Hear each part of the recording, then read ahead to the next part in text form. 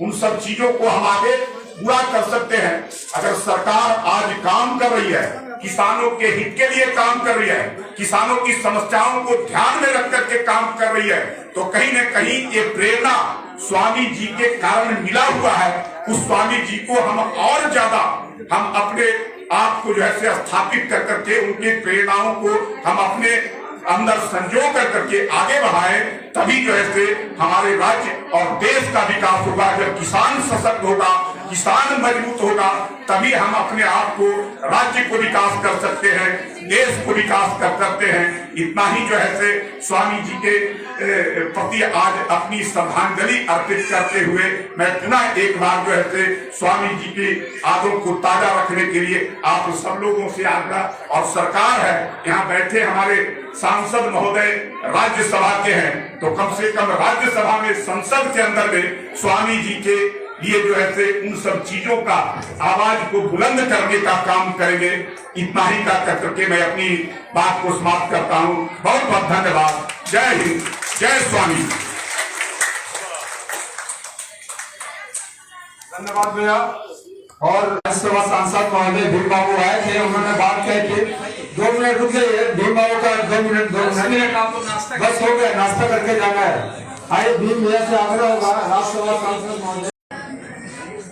देखिए, जैसा कि समारोह में होता है, वक्ताओं को मन करता है, और जब स्वामी जी का पुण्यतिथि हो तो और मन करता है, लेकिन मैं चाहूंगा कि संक्षेप में ही अपनी बात रखने का प्रयास करूं। बहनों से अनुरोध है कि केवल थोड़ा सा सुन लीजिए। आज स्वामी जी की पुण्यतिथि है। स्वामी जी हिंदू थे, हम सभी हिंदू हैं। ये हिंदू कौन है? क्या हिंदू की कोई परिभाषा है? क्या हिंदुत्व की कोई परिभाषा है? परिभाषा तो उसकी होती है जो आधुनिक चीज हो।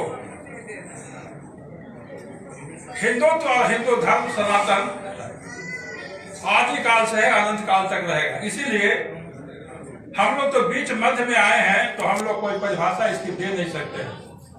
हालांकि कुछ महापुरुषों ने हिंदू की परिभाषा देने की कोशिश की है।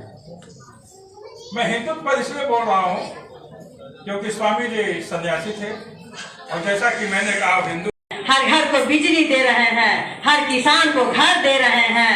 आज ऐसा कोई भी दबे कुचले कोई भी आदमी कह सकता है कि हमको किसी भी तरह का लाभ नहीं मिला है। यहाँ पर हम जितने लोग बैठे हुए हैं, हम अपने आदरणीय प्रधानमंत्री जी और बिहार सरकार नीतीश कुमार जी का किसी न किसी तरह से कोई न कोई लाभ अवश्य ले रहे हैं। मैं भी यहाँ खड़ी हूँ, मैं भी उनका लाभ उठाती हूँ।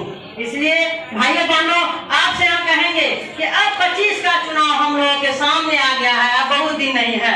हम लोग अपने मन में भी, ये सौभाग्य है कि जो जहाँ वो रहते थे वो इलाका से मैं आता हूँ। बिहटा उनका सेंटर था, और डॉक्टर श्री कृष्ण सिंह, डॉक्टर राजेंद्र प्रसाद, जयप्रकाश नारायण, महापंडित राहुल सांकृत्यायन, जायसवाल जी जो पुस्तकालय इतिहासविद थे, ऐसे देश के NG रंगा, ऐसे देश के सारे लोग इनके हाथे थे, और देश को विकास और देश के उत्थान पर चर्चा होती थी, देश की आज़ादी पर चर्चा होती थी।